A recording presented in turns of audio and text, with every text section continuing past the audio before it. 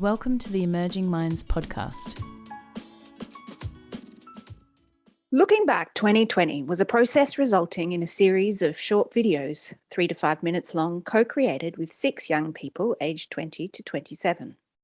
These young people, Casey, Denna, Jane, Jody, Loz and Tallulah, were invited to look back on a moment or part of their childhood and tell a powerful and empowering story about it. The videos were creatively conceived by each young person and collaboratively realised with the help of artistic mentors and video makers. Largely taking place online during Melbourne lockdowns during 2020, the process was co-facilitated by artists Sylvie, Meltzer and Melinda Hetzel for Artist Made Productions and Emerging Minds. The Looking Back videos are designed to be a resource to be shown to children who may be experiencing struggles or worries in their lives by health practitioners who work with families and children. It's our vision that these stories will give ideas, inspiration and hope to these young people. In this podcast, you will hear 4 of the 6 young people in conversation about the process of developing the Looking Back videos, beginning with an introduction from Loz, one of our participants. Eating food was like drowning. Eating food was like eating rocks. Those rocks weighed me down and they took up space inside of me. Looking Back was a chance to tell a story about our unique childhoods. The project asked us to remember the things that made us strong, that gave us hope, that helped us cope in amongst the real-life events and worries of our childhoods. It was about focusing on what we thought and did at that moment to be resilient and what else may have helped us to do that. It was about using our older, young adult lens to see part of our childhood and tell a story about it for a child audience. My name is Loz and I am 23 years old. My Looking Back story is about my experience when I was around 11 years old. To explore my story, I experimented with a few different mediums. I used some stop-start animation and collage animation to tell my story, as well as some dialogue that kind of flowed from different parts of my childhood about how I coped with my eating disorder. For me, Looking Back allowed me to... This is always the hard part for me. Looking back allowed me to kind of come to terms with things that happened to me when I was a child, and it helped me heal and understand a little bit better about why I am the way I am now and the way that I can help other young people as well who went through the same issues as I did. My name is Tallulah. I am 21 years old, and my Looking Back story focused around a period of time when I was about 7. To explore my story, I predominantly created a narration through text that was spoken, but layered this with some dance that I choreographed with a mentor that really explored intense emotions that were central to the theme of my film. And I drew up from old home videos of myself dancing at that age in that process of choreographing. I was really interested in sharing with a young audience ways to articulate really strong emotion to adults in particular who may read experiences that are similar to what I had of struggling to manage mood and emotion as acting out or being naughty. And for me, Looking Back as a project really allowed me to reflect on that period of time for the first time really of my youth and realize that I was no longer a child or even a teenager, and what I could learn from that age and that version of myself as an adult. My name is Casey. I'm 27 years old. My Looking Back story is about my experiences at around 17 years old, and it is about coming out as gay. To explore my story, I experimented with a couple of different mediums. I got a film crew to come in and to film me and other actors. We had outfits, projections of old TV shows. It was a lot of fun. And I chose this because I was really isolated as a kid. I used to watch an awful heap of TV, so that really made me feel safe and happy. I was interested in sharing with a young audience how being a bit different, whether you are gay or you are a lesbian or transgender, that is okay. There is no need to be ashamed of who you are. And I was hoping to also show people that you are who you are, and hopefully your family will accept you. And for me, looking back allowed me to take you back, and how there were signs that I was gay, but I really wasn't sure how it all came to be. But looking back now, I'm really, really glad that I was able to be a part of this program. My name is Dana. I am 24 years old, and my looking back story is about my experiences at around, I think it was around 6 or 7 when I was in prep in grade 1. And to explore my story, I experimented with different types of mediums, including spoken word, which is quite familiar to me because I'm a spoken word poet, and I really find that I connect really well with words and it comes quite naturally to me. But I also delved out of my comfort zone and into like exploring those words in feelings in my body and trying to embody what I was wanting to say. I feel like I liked that medium because it allowed me to explore words and feelings and thoughts that I have in a way that I never really knew was possible. And I was interested in sharing with the young audience about how silence doesn't have to be a negative thing, even if it's kind of deemed that way by society, and that if you have the courage to just like take some time to even like, I don't even go out there and like paint or just kind of sit with yourself and think about who you want to be, regardless of all the sort of labels that are put out there, and actually like learn who you are standing there on your own and how important that can be. I feel like that's something that it's taken me 23 years to discover. Hello, Dana. How did you come to the story or message that your video focused on, and what other stories did you almost choose, and what made this one the most important to you? When I first started the project, I had this really strong image of my grandma's house in my mind. It was a huge part of my childhood, and I feel like it's something that I feel very connected to and probably always will feel connected to. I was thinking of like those experiences back up at home, like for Christmas and Easter with my grandma and my cousins. And I was kind of thinking about writing about that and just sort of like the innocence and the fun and the playfulness of that, and just like the way that you view certain experiences when you're a kid compared to when you're an adult looking back on them. But then I was remembering myself at school, especially like early primary school, and how I really just felt like I didn't fit in. I felt like I was talking to all these other kids in my class, but like talking to them in a way that I thought that they wanted to hear me, and not always saying exactly what I wanted to say.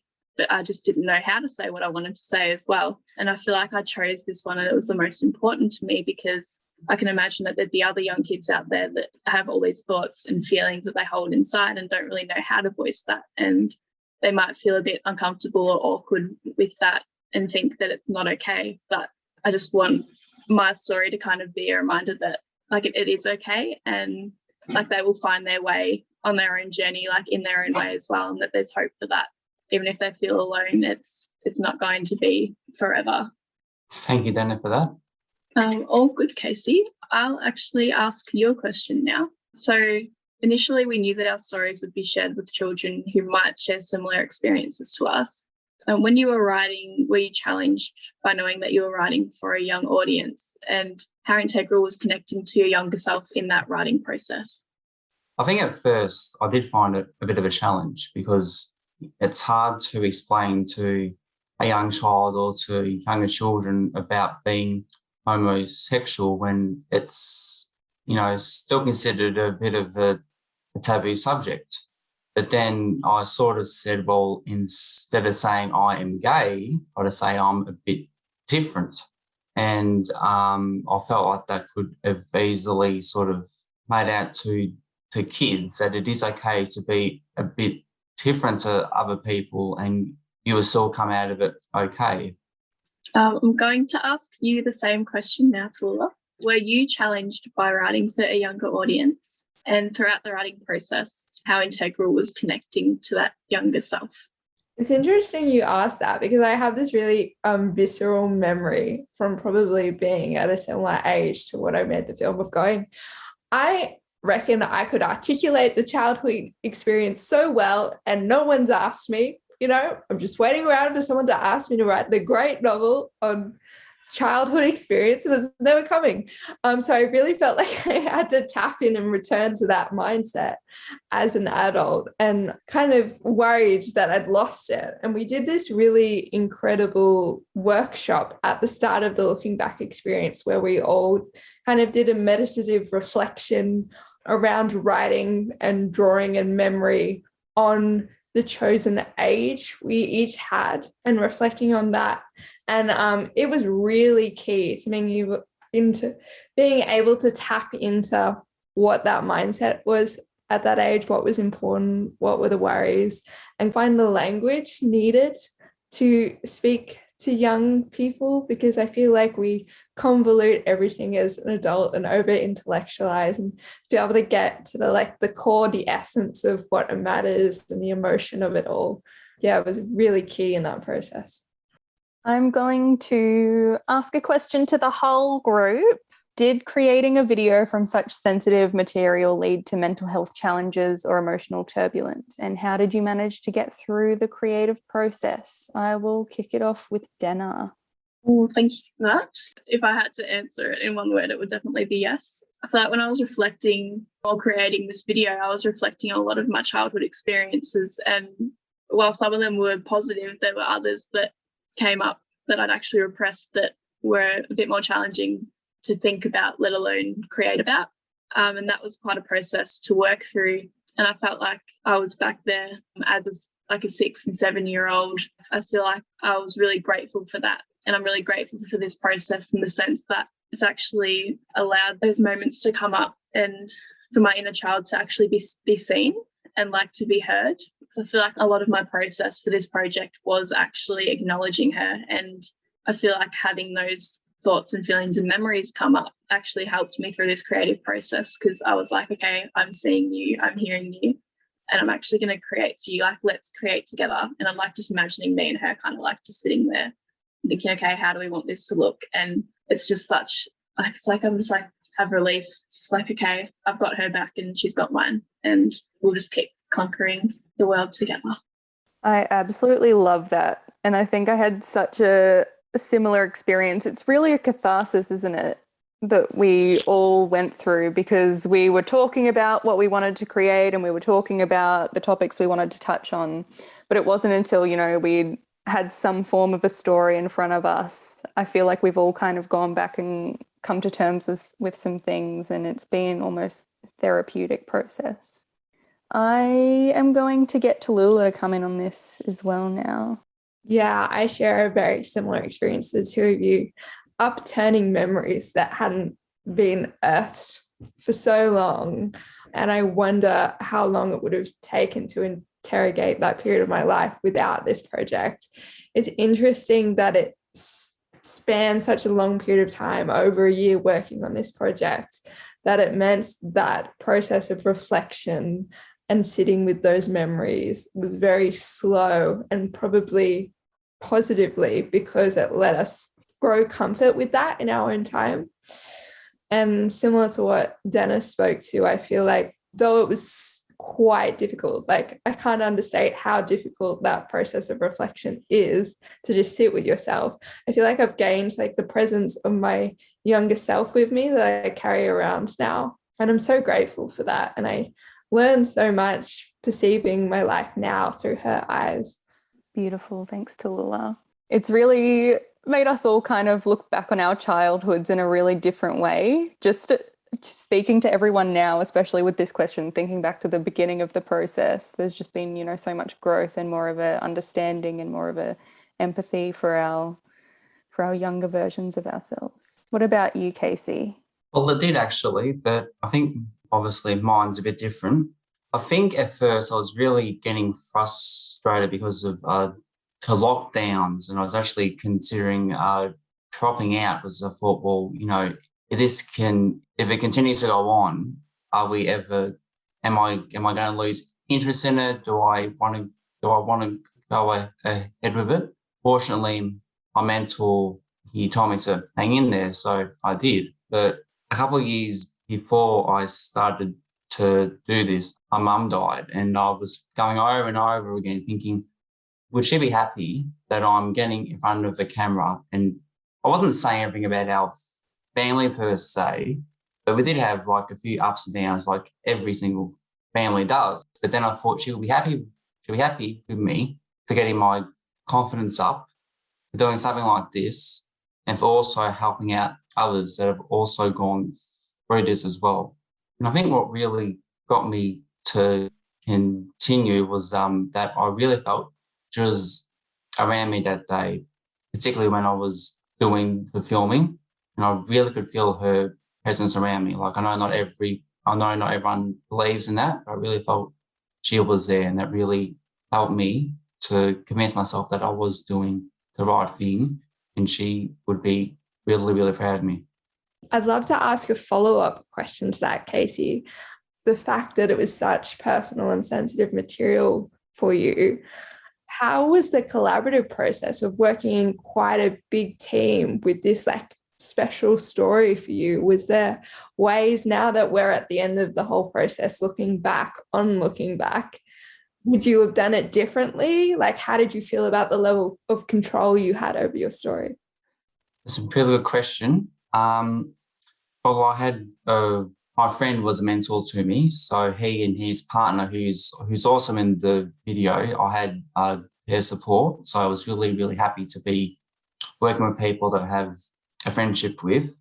When it comes to the control, there was a couple of times where we had to change the script a bit, and I felt a bit taken aback because at first I thought, well, this isn't exactly what I was going to say, but then I thought, well, it is aimed at a younger audience. So then I thought, no, I think I can handle a few changes here and there. And apart from that, I really felt like I was in control about where the actors would be, what the actors would say, how their emotions would be.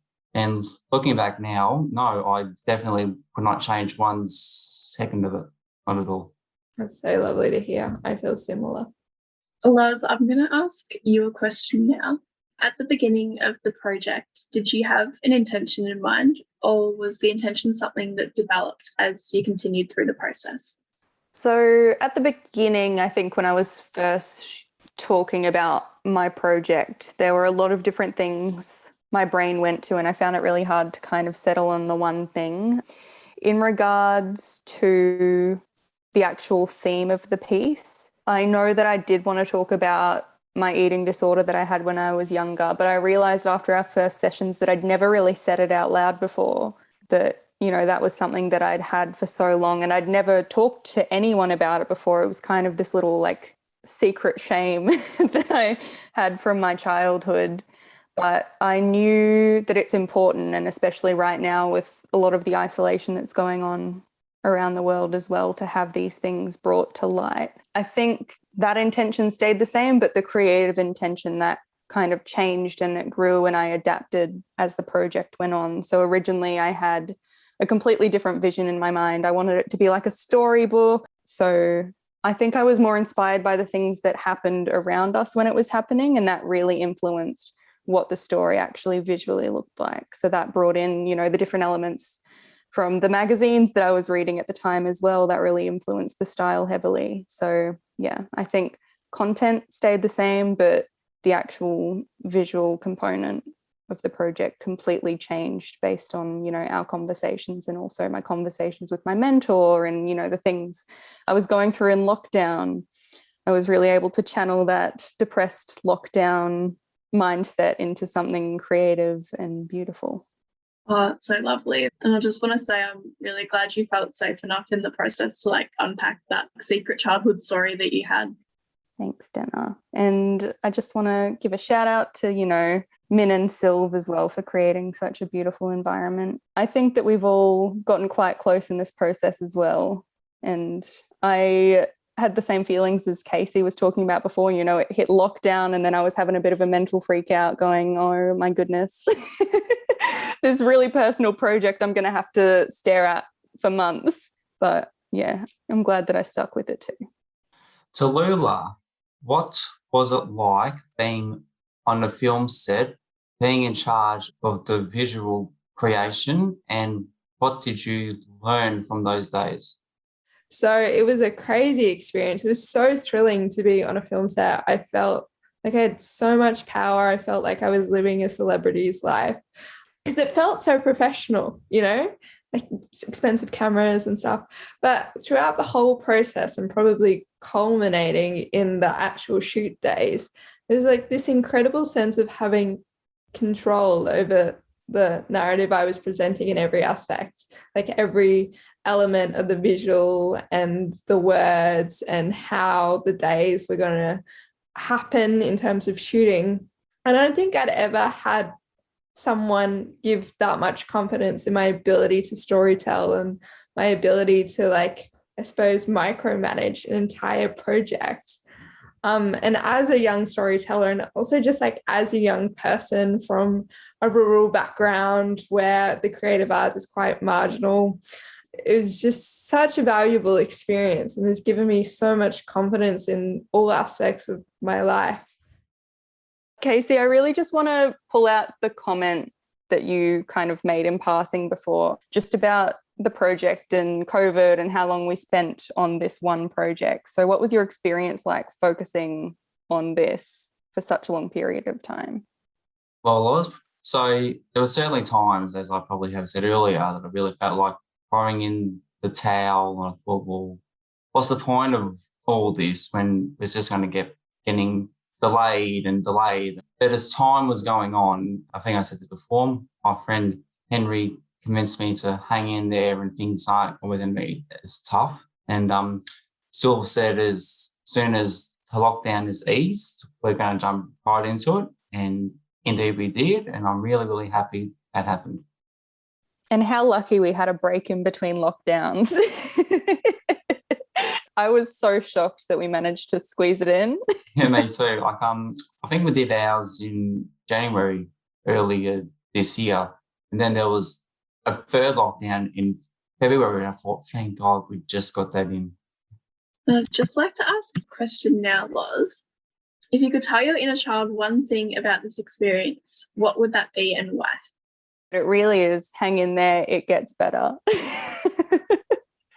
Just creating the whole project, I thought about all the things I was going through when I was 11, and there's this beautiful parallel where my younger sibling is 11 years old right now. So it really just made me sit back and look at her and think, oh my goodness, if I was having all of these thoughts at 11, what would be going through her brain right now? So it's definitely just things do get better. One day you're going to move out of home, you're going to find yourself, and it's going to be a struggle. There's going to be a few years there where you're just completely lost and you don't know what's going on. But at some point, life makes sense. And also go to therapy. That's going to really improve your brain. I just hope that there's one young person out there who's just really needing some guidance. I just want at least one person who needs to see this to see it, because I feel like these films could really change a child's perspective. I don't know, that's all I want. I just want at least one kid who really, really needs this film, one person who's maybe coming to terms with their identity, sees Casey's, and boom, life changed. Yeah. Definitely. What about you, Dana? What do you hope? Yeah, I think echoing Loz a little bit, even just having a child that might even be feeling just really lost and like can't really see the light at the end of the tunnel, so to speak, kind of have a moment after watching one of our videos, and it's like a little like light bulb moment, like, oh my gosh, I'll be okay, or even I actually want to be here. I can feel something, if they're feeling numb, they actually feel something, and have that be the moment that they can look back on themselves and be like, this is the moment where I felt like I was starting to learn how to be me again, and like I was starting to learn what I want and who I want to be. Gorgeous words. What about you, Casey? What do you hope for? Particularly during the lockdown, everyone is feeling really, really isolated, and, there could be a whole heap of young gay people that have come out, and because of everything being shut down, they don't have any place to go to feel safe, to get advice or anything like that. So what I'm hoping is, even after all of lockdowns over, I would like them to see this and say that there is no shame being gay. There is always help and support out there for you.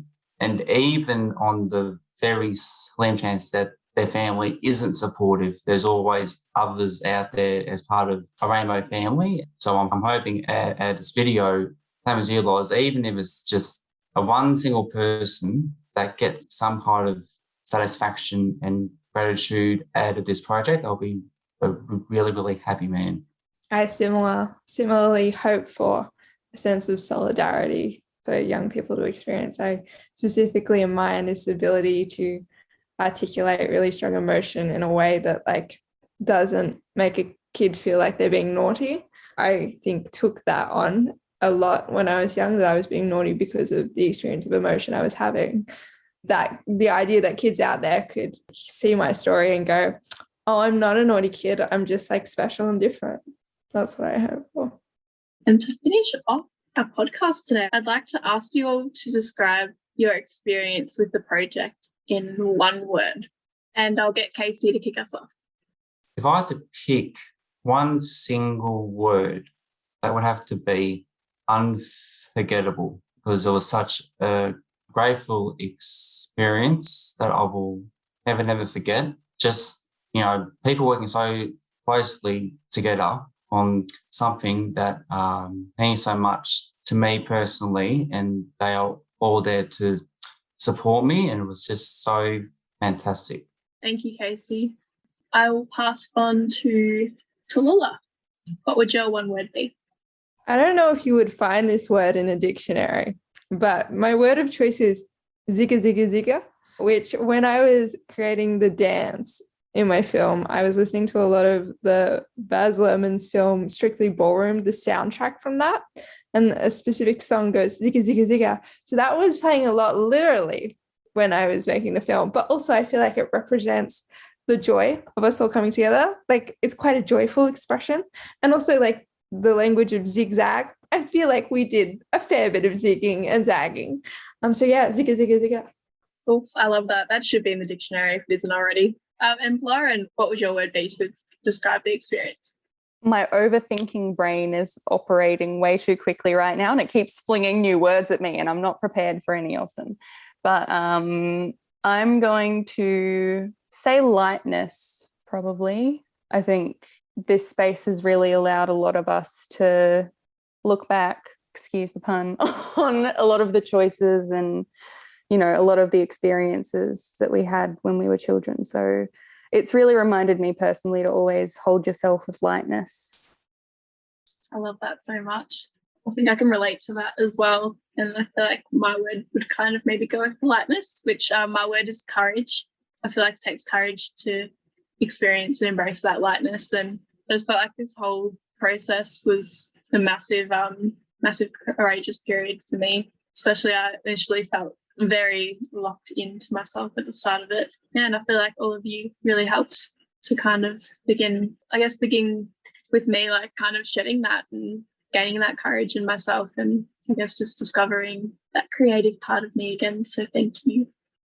Thanks very much, Tallulah, Casey, Loz and Denna. And also a huge thanks to Jane and Jodie, who can't be with us today, and to Liz and Ian at Artist Made Productions, who have made all the magic happen. And thank you to our incredible artist mentors, Cindy, Justine, Kel, Dee and Henry. And a special thanks to Hannah for bringing many of these films to life. And also Lydia, Josh and Jen at Emerging Minds for helping make this podcast happen.